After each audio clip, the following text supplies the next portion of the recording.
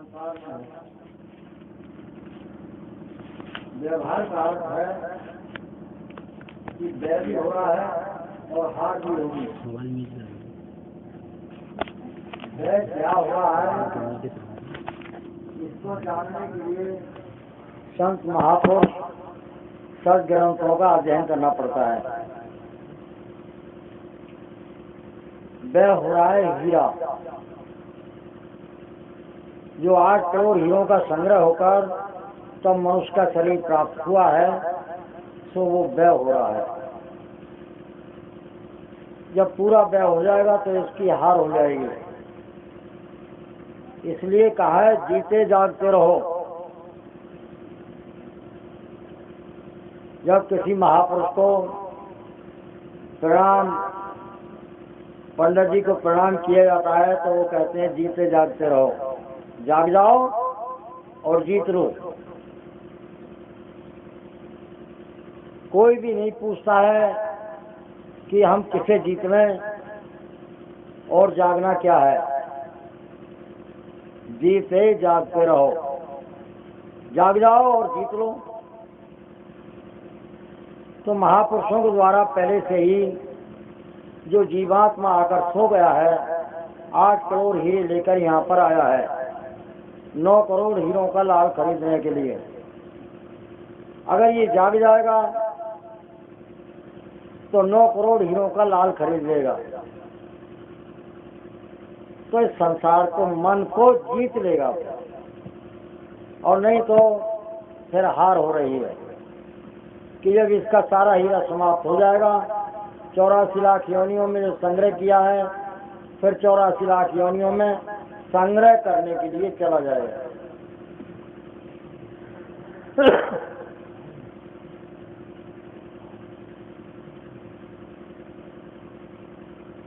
चार सत्संग कैंसिल कर दिए गए हैं। चंबार, पंचसुखा,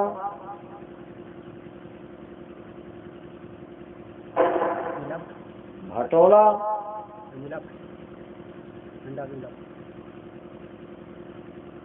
और झंडा की मिलत।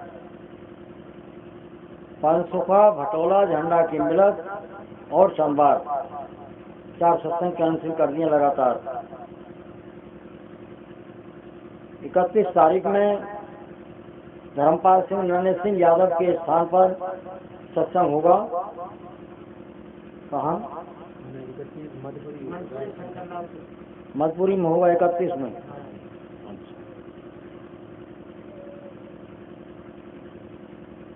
2 तारीख का सत्संग जगेश्वर होगा। ठाकुर सतपाल सिंह, संगीता इत्यादि के स्थान पर। 3 तारीख में ढड़ौला पहुंच रहे हैं।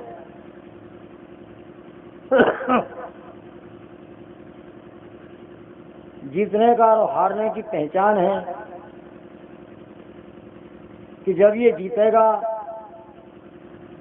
तब इसको बचपन, युवापन, वृद्धपन से आगे चौथापन प्राप्त हो जाएगा।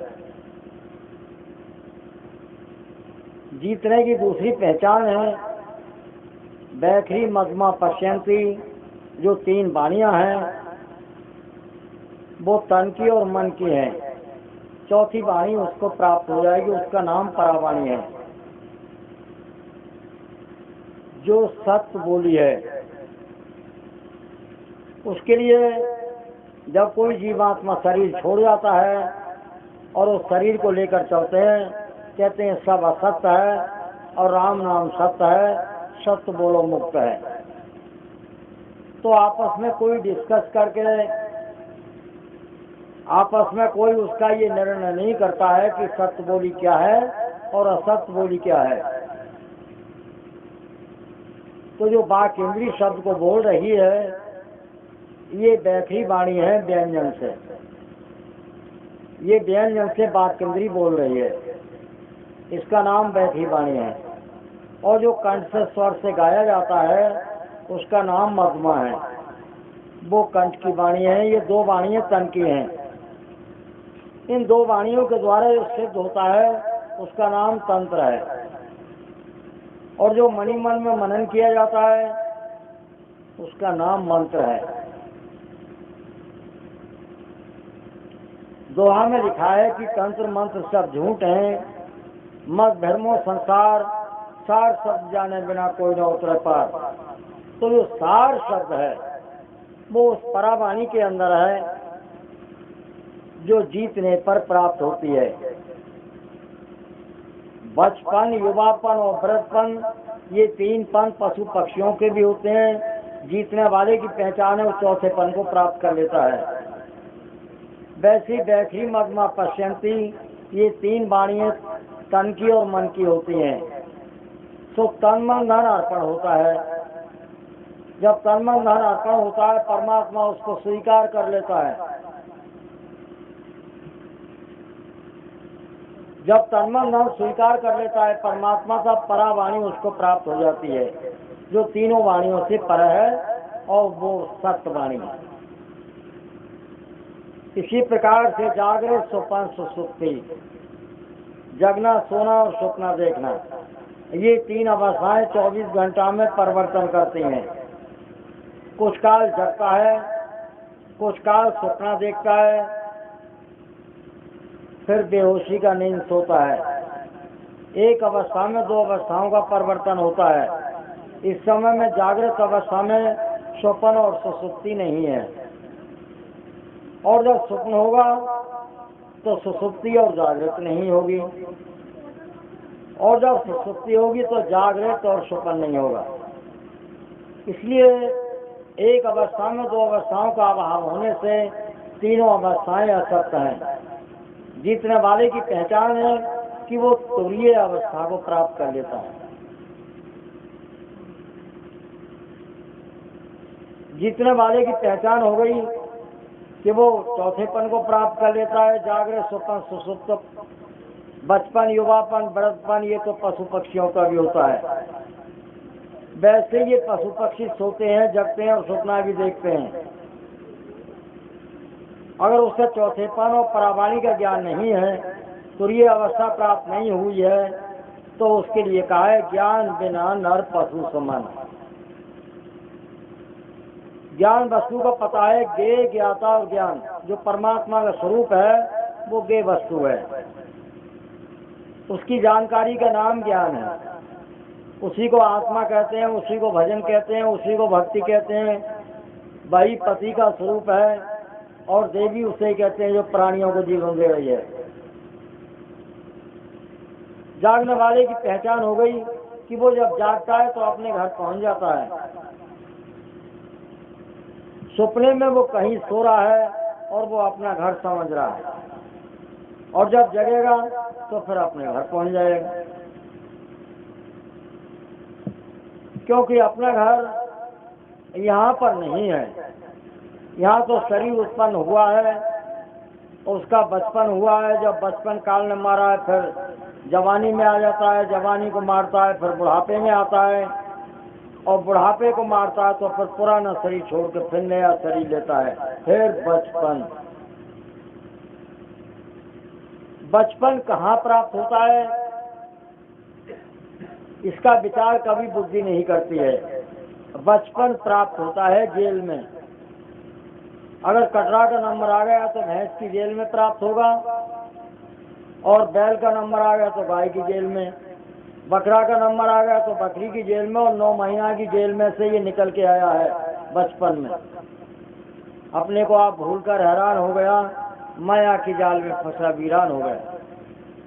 अब ये अपना ना जान करके स्वप्न हो रहा है। स्वप्न कहते हैं अपने को शरीर मान लेना, जबकि एक उंगली इसमें से लेके नहीं जाएगा, पूरी रात छोड़ जाता है। सुमानी स्वयं, पुनः मानी दूसरा। स्वयं अपने रूप को भूलकर, और ये नाशवान जो स्वरूप है इस दूसरे के रूप को अपना मानता है, इसका नाम हुआ स्वप्न। सुमानी स्वयं, पुनः मानी दूसरा।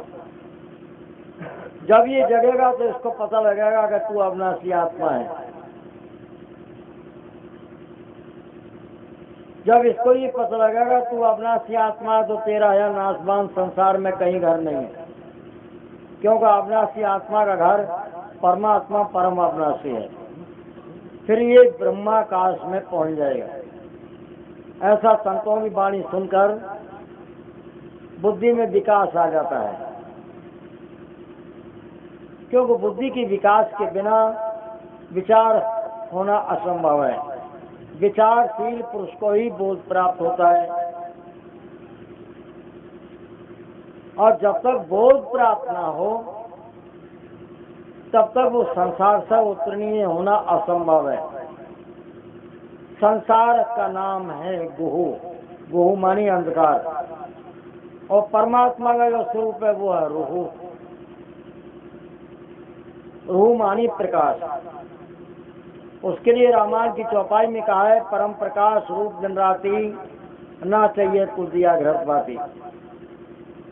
वो रात में सो रहा है, आंख उसकी बंद है, तो भी प्राण को जीवन प्रकाश मिल रहा है, जिंदा है वो। भगवान कृष्ण ने कहा, हे अर्जुन, जिससे सब प्राणी जिंदा रहते हैं वो मेरा ही स्वरूप है। तो वो अपने स्वरूप को भूलने पर परमात्मा को, अपने को भूल गया है कि अपना कौन है, इसने दूसरों को जो अपना मान लिया है। ये स्वप्न हो रहा है इसे। जबकि आंख खुलेगी तो सबको त्यागना पड़ता है। खूब पता है कि बच्चों में से कोई बच्चा इसके साथ नहीं जाता है। जब पहले ही नहीं गया तो अब कैसे चला जाएगा। मकानों में से एक ईंट साथ नहीं जाती है, जमीन में से एक डिसमिल जमीन नहीं जाती, शरीर में से एक उंगली नहीं जाती, पूरी लाश पड़ी रह जाती है। कहते हैं भाई सब असत्य है, सत्य वो साथ जाता है। क्योंकि राम नाम सत्य है, कुछ लोग कहते हैं, कुछ कहते हैं ओम नाम सत्य है, जबकि दोनों मुंह से कहे जा रहे हैं। और मुंह बोलने वाला खुद ही असत्य है, तो ये सत्य बोली नहीं है इसकी।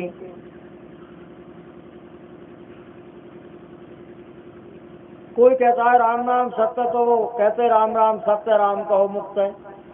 फिर क्यों कहते हैं कि राम नाम सत्य है, सत्य बोलो मुक्त है।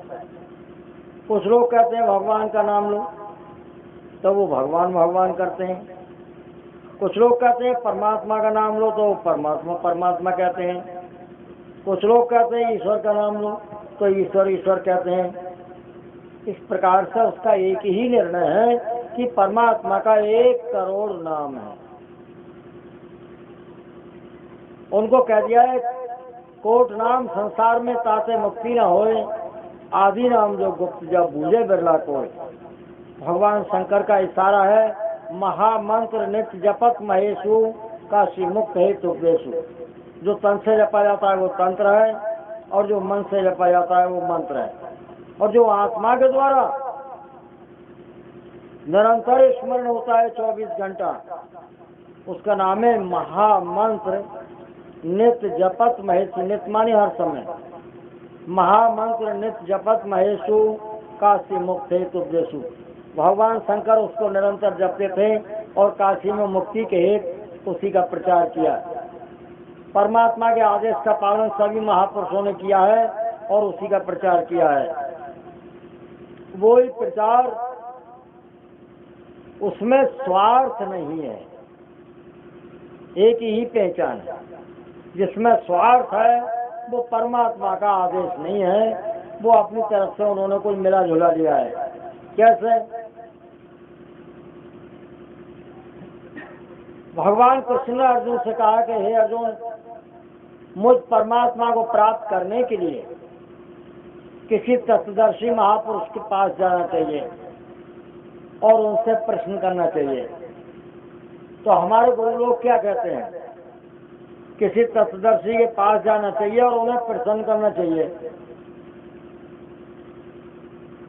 वो हुआ कोई फर्क नहीं। भाषा शब्द है कि उनसे प्राप्ति के लिए प्रश्न करना चाहिए, और गुरुजी कह रहे हैं कि गुरुजी को प्रसन्न करना चाहिए। अगर वो 500 रुपये में प्रसन्न नहीं कहे तो 1001 रुपये देना चाहिए, तो प्रसन्न हो जाएंगे। तो उसमें स्वार्थ लग गया। और वहां प्रश्न करना चाहिए प्राप्ति के लिए। जिसको प्राप्त नहीं हुआ है तत्वदर्शी के पास जाकर उसको प्रश्न करना चाहिए प्राप्ति के लिए, तो उसका तुरंत ही ज्ञान करा देते हैं। ये भी नहीं कहा कि बहुत टाइम लगेगा उसमें। कोई समय लिमिट रखी हो, तो हमें इन स्वार्थी लोगों से सतर्क रहने के लिए, बचने के लिए भी कुछ शास्त्रों का अध्ययन करना चाहिए, गीता रामायण जैसा, जिससे अगर हम नहीं फंसेंगे तो बच्चे फंसेंगे आगे चल करके। क्योंकि हमारे धर्म का जो अभाव हुआ है वो द्वापर के बाद हुआ है। द्वापर के बाद में फिर पूरे धर्म का अभाव हो गया है। जैसे त्रेता के बाद में कृष्ण भगवान ने अर्जुन से कहा कि हे अर्जुन, इस ज्ञान का बिल्कुल लोप हो गया है। जब ज्ञान का लोप होता है तो धर्म का भी लोप हो जाता है। धर्म के लोप हो जाने का पहचान है कि लड़का अपने माता पिता को नहीं पूछता है, बड़े भाई को और बहन को नहीं पूछता है। ये अधर्म की पहचान है, पापियों की। लड़की अपने माता पिता को नहीं जानती है कि वो देवता है, वो उनको नहीं पूछती है। वो कहीं पीपल पूजेगी, चामुंडा पूजेगी, पानी पूजेगी, अपना मट्टू की चबूतरी बना करके पूजेगी। ये अधर्म की पहचान है कि धर्म लोप जब हो जाता है तो पति को नहीं पूछती है, सास ससुर को नहीं पूछती है, नंद और जेठानी को नहीं पूछती है, क्योंकि पिता के कुल में लड़की के केवल 2 ही देवता होते हैं, माता और पिता। जब वो पिता के कुल में से पति के कुल में जाती है तो 5 देवता होते हैं। भगवान को प्राप्त करने के लिए धर्म पर कदम उठाना होगा। सबसे पहले देवताओं का ज्ञान, फिर उन देवताओं का पूजन। जब देवता प्रसन्न होते हैं तब परमात्मा प्राप्त हो जाता है। जब वो लड़का उस लड़की के पिता के कुल से अपने कुल में ले जाता है तब चौथे वचन में कहता है कि अब तुम अपने पिता के कुल के देवताओं को नहीं पूजोगी, मेरे कुल के देवताओं को पूजना होगा। तो जिनका विवाह हुआ है उन्होंने अपने पति के कुल में पहुंचकर अपने पति से या सास ससुर से नहीं पूछा है कि तुम्हारे कुल के कौन कौन से देवता हैं जिनको मैं पूजूंगी। पूछा है कोई? क्यों? विवाह ही नहीं हुआ। तुम कहोगे विवाह में तो बहुत पैसा खर्च हुए, विवाह तो हुआ है, तो वो हुआ है पंडित जी का, तुम्हारा और तुम्हारे लड़का लड़कियों का नहीं हुआ।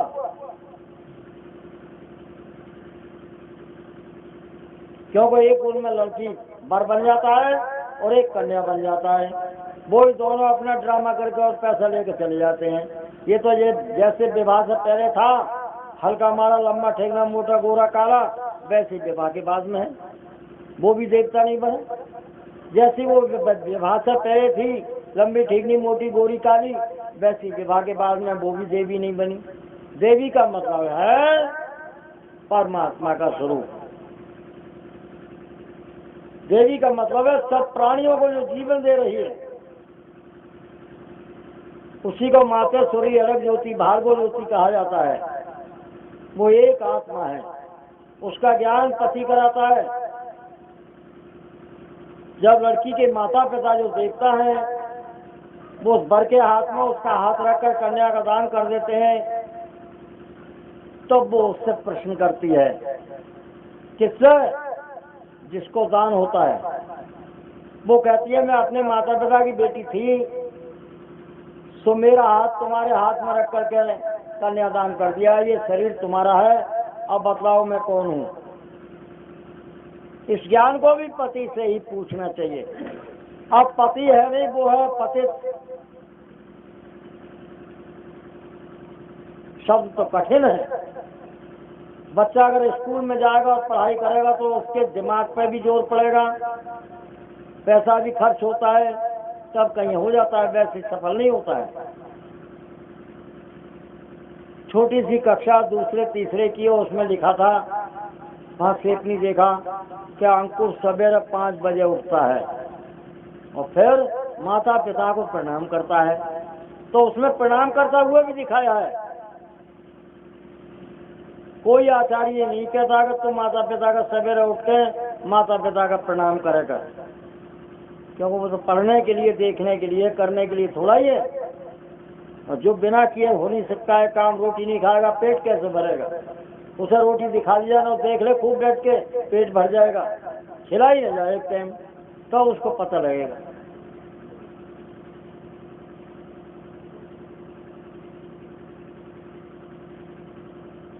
लड़की के केवल दो ही देवता होते हैं, माता और पिता। अगर वो माता पिता को नहीं पूजती है तो पति को पूज नहीं सकती है, पूजेगा ही नहीं, क्योंकि उस पूजने की क्षमता उसके अंदर आएगी नहीं। शक्ति तो वहीं से बढ़ के आएगी जब माता पिता का पूजन करेगी, तो वो देवता है। देवता उसको कहा जाता है जो देता है और बताता है, सुख देता है, सुख की बात बताता है। माता पिता जन्म देते हैं और पालन देते हैं, लिखा पढ़ा देते हैं, विवाह शादी कर देते हैं और अपनी बेटी को बताते हैं देखो ससुराल से कोई शिकायत ना आए। तो जो सुख देता है, सुख की बात बताता है, वो है देवता। लड़की के केवल दो ही देवता होते हैं, माता और पिता। जब वो पति के कुल में जाती है तो लड़का के 4 देवता होते हैं, माता पिता, बड़ा भाई और बहन। और वो स्वयं देवता हो जाता है जब वो पति के कुल में पहुंचती है, तो 5 देवता होते हैं, पति, सास और ससुर, जेठानी और ननद। अब कोई काशीपुर वारी को पूछती है, कोई गंगपुर वारी को पूछती है, कोई भोजपुर वारी को पूछती है, और जाती भी है जात दिन, मगर कोई देवी इनके यहाँ नहीं आती है कभी भी। अगर इसको जरूरत पड़ जाए और अभी फोन कर दे, 500-1000 किलोमीटर पर है इसकी नंद, और फोन कर देगा तुम्हारे बिना मेरा काम नहीं चलेगा और तुम कल देखो सवेरे जरूर आ जाओ, तो वो सवेरे आने का अगर उस पर साधन नहीं है तो कल दोपहर तक, शाम तक जरूर आ जाएगी। और इनकी ददिया सासों की ददिया सासें मर गई और ये भी ददिया सासों होकर मर जाएंगी। आज तक कोई देवी देवता ना झंडा मारा आया है। तो ये मुर्दा मरे हुए में को जा रहे हैं। मुर्दा कहा जाएगा मरघटों में को, तो जो मर गए हैं उन्हीं में को जा रहे हैं ये मरघटों में को मुर्दा। इसकी पहचान है भगवान का जो रामायण है उसमें चौपाई में लिखा है, जिनके हृदय हरि भक्ति न आनी, सब समान जीवत में प्राणी।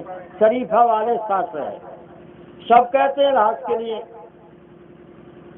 भक्ति कहते हैं आत्मा के लिए। जिसको आत्मा का ज्ञान नहीं हुआ है वो मुर्दा जैसा जीता है, अपने को शरीर ही समझता है, तो शरीर मुर्दा है, ये नाशवान है। अपने को आप भूलकर हैरान हो गया, माया के जाल में फंसा वीरान हो गया। अब माता पिता बच्चों को ज्ञान नहीं कराते।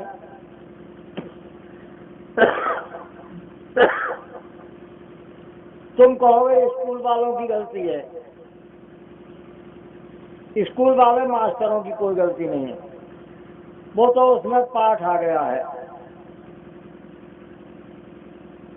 स्कूल का नियम है नमस्ते करना, तो बच्चों को मास्टर नमस्ते करना सिखा देते हैं।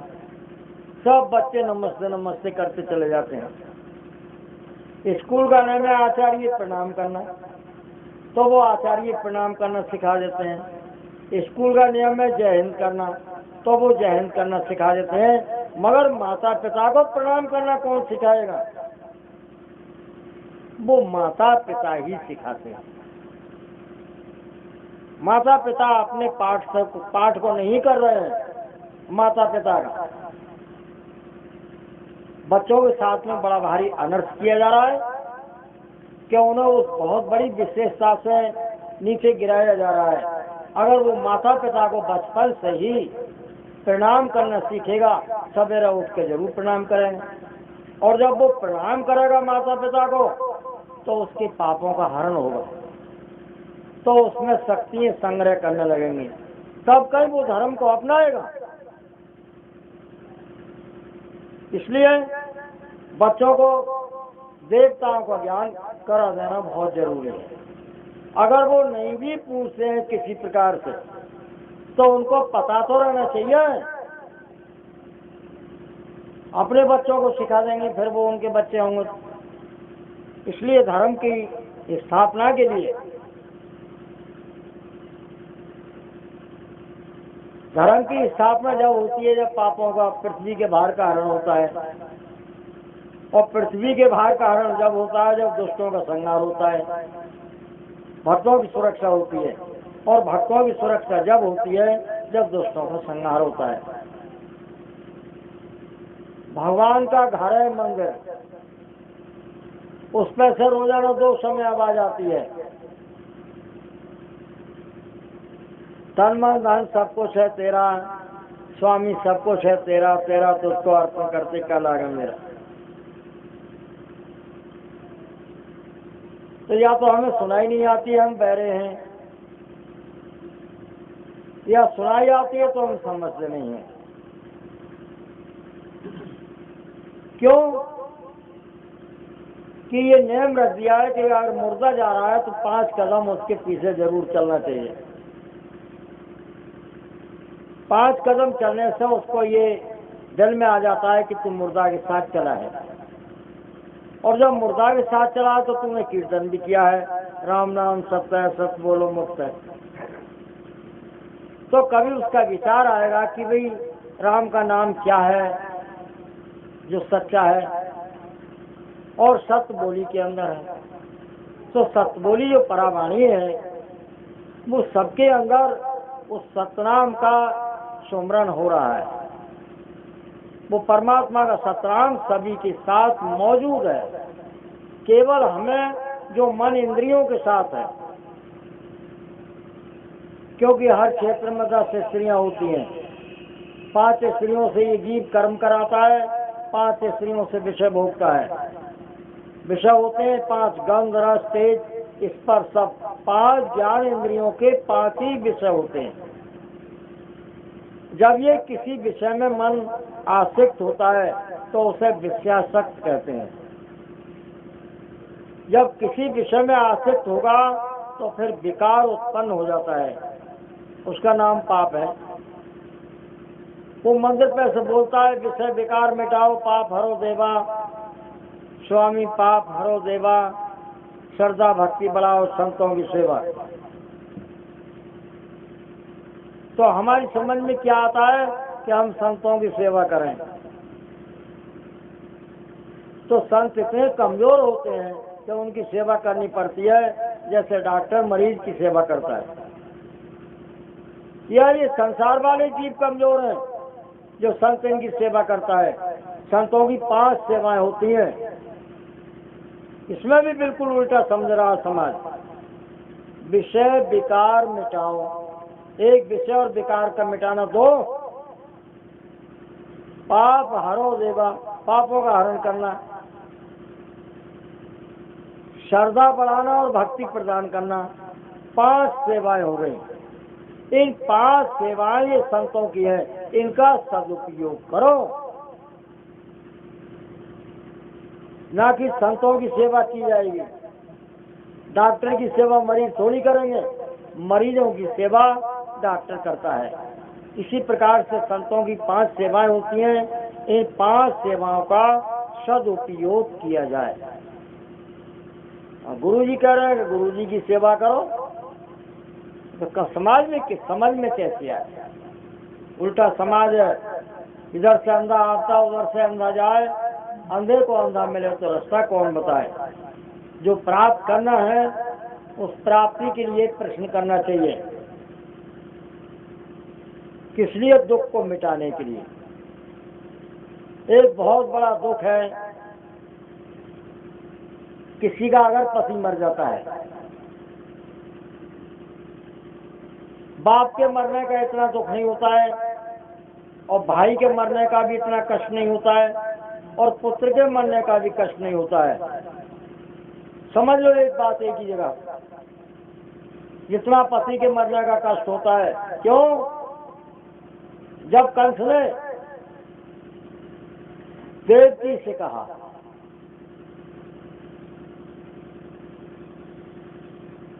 कि या तो कृष्ण को बुला के मरवा दे या अपने पति को मरवा दे, तो उसने कृष्ण को बुलाया अपने लड़के को मरवाने के लिए, पति को नहीं मरने दिया।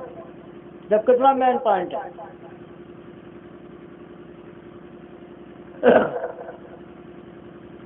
जब पति प्राण को छोड़ के चला जाता है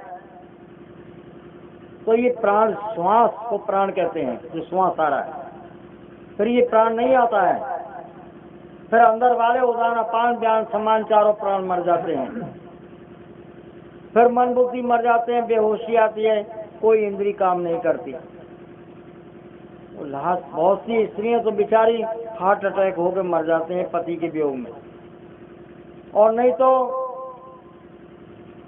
20 देवियों को बीमारी हो जाती है पति के मरने के बाद। वो रोती है, कहाँ चले गए राज मेरे, कहाँ, जो उसका वियोग उसको सहन नहीं हो पाता है। और वो ये भी नहीं कहती है कि मर गया है, वो कहती है कि वो चला गया है छोड़कर। कहाँ चले गए राज मेरे, कहाँ चले गए राज मेरे। तो जब इतना भारी कष्ट है, दुख है, तो वो अपने जिंदे पति से नहीं पूछ सकती है कि अगर तुम मुझसे पहले जाने लगे तो कहाँ जाओगे। दुख मिटाने तैयार नहीं है, दुख में रहना सब जरूरी है। अगर वो अपने पति से ये पूछने लगे, सारी बात पूछती है, सारी बात कहती है, मगर कभी पति से ये नहीं पूछती है कि अगर तुम मुझसे पहले जाने लगे तो कहाँ मिलोगे। अगर वो पूछने भी लगी है तो उसका पता ही नहीं है, पतन हो गया है, क्योंकि वो पति नहीं है, वो है पतित। वो उससे और कुछ अपना क्रिया सिद्ध कर रहा है, आकांक्षा कर रहा है उससे। पति तो अनेक सब सृष्टि के प्राणियों को जीवन देता है। पति होता है पुरुष, और पुरुष होता है निहंग, उसमें कोई अंग नहीं होता है, और जिसमें अंग होते हैं वो स्त्री होता है। बहुवचन स्त्री लेंगे, ये तो आप लोगों को पढ़े लिखे आदमियों खूब पता है। और जो एक वचन होता है वो पुल्लिंग होता है। तो जो परमात्मा का स्वरूप है, तुम हो एक अगोचर सबके प्राणपति, जो सब प्राणियों का पति है, वो परमात्मा का स्वरूप है। वो कहाँ जाएगा? परमात्मा में जाएगा। अगर उसको अपना ज्ञान है वो बताया जाएगा कि भाई अगर तुझको आना है तो वहीं आ जाना, वहीं मिलूंगा मैं। जो पति का रास्ता एक है, वही पत्नी का भी रास्ता है। जब वो प्राण को जीवन नहीं देती है तो प्राण मर जाता है, श्वास नहीं आता है। पेट पे हाथ धर के, मुंह पे हाथ धर के देखते हैं कि भाई अब तो चलेगी, छोड़ गई चली, अब नहीं है इसमें।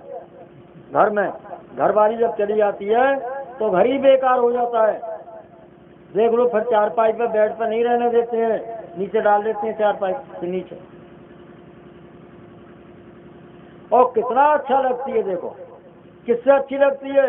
उस आत्मा की वजह से। फिर अच्छी नहीं लगती है जब अच्छाई उसमें से चली आती है तो बुरा बुरा सामान रह जाता है। चारपाई से नीचे डाल देते हैं कुछ कूड़ा डालकर उसका, और उस शरीर के उठाने पर उस कूड़ा को जिस झाड़ू से जिस छबड़ा में भरा जाता है, वो छबड़ा और झाड़ू ही डाले जाते हैं वहीं पर। पहली में तो लोहे की पराती ही डाले आए। पहली गांव में हम गए उधर, मालकानंद और हमने कहा ये परात क्यों पड़ी है? इन्होंने कहा कि यहाँ कूड़ा डाला जाता है मुर्दा के नीचे का। हमने कहा ये परात क्यों डाली है? कि वो परात में भर के लाए थे तो परात ही डाल गए। परात इतना अशुद्ध हो गई कि कोई ले जाने को तैयार नहीं है, मुफ्त में। क्योंकि ये शरीर इतना गंदा है कि फिर कोई चीज छूने पर वो गंदी हो जाएगी। वो जगह गंदी हो गई जहाँ वो शरीर पड़ा हुआ था। बच्चा टट्टी कर देता है, सफाई करके लिपाई कर देते हैं, शुद्ध हो जाती है। मगर वो जगह शुद्ध नहीं होती जहाँ मुर्दा पड़ा हो, शरीर पड़ा होता है।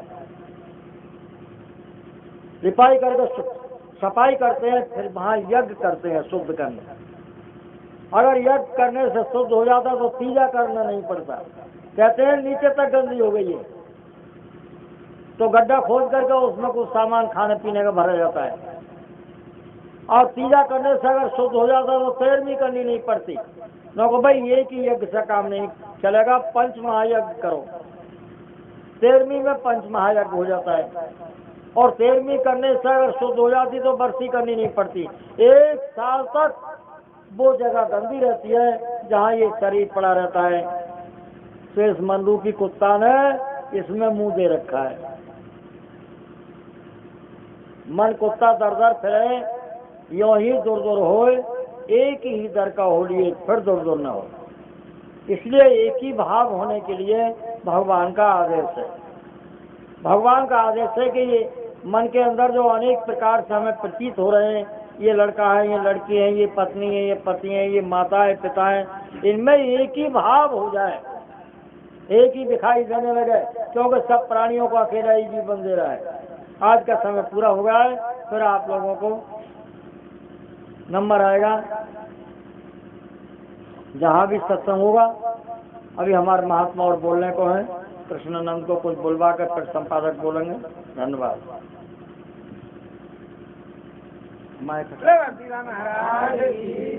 हाँ, एक घड़ी आधी से पुनः तो